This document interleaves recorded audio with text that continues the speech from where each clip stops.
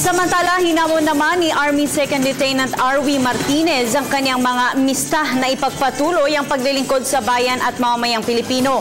Sa kanyang valedictory address, sinabi ni Martinez na dapat mamuhay ng may dignidad at pagsakripisyo para sa kapwa.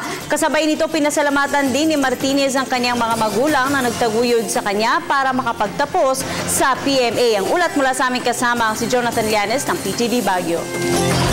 Pagmamahal sa Diyos, bayan at pamilya.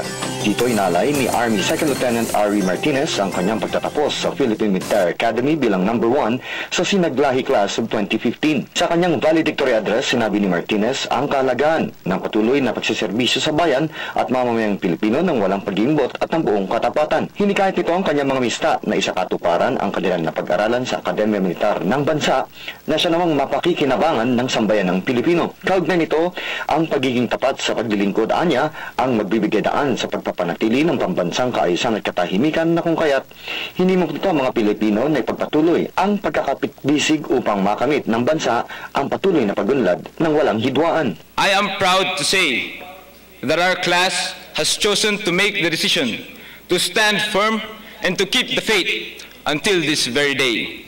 Indeed, time flies so fast. It would seem very recent, as I remember what our Commander-in-Chief said during one of the commencement exercises here in PMA. And I quote, "Sa tunay na mundo, hindi pataasan ng grado ang laban. Hindi nakasalalay sa ranggo o dami ng medalya at parangal ang inyong karera.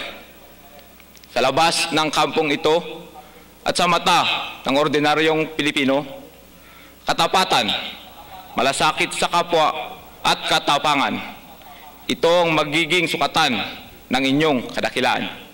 Samantala, bukod sa pagiging anak ng Baguio, ipinagmalaki ni Martinez ang pagiging igorot nito kasabay sa pagsabing mahalagang ipagpatuloy at ipakilala ang kultura ng mga igorot at ng mga Cordillerans.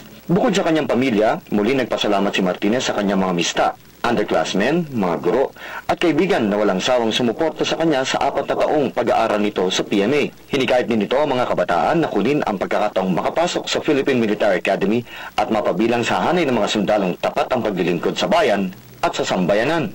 Patuloy naming ipaglalaban ang kapayapaan at kaunlaran. Maging kapalit man ito ang aming buhay. Muli, maraming salamat sa inyong lahat. Mabuhay ang Philippine Military Academy. Mabuhay ang Pilipinas.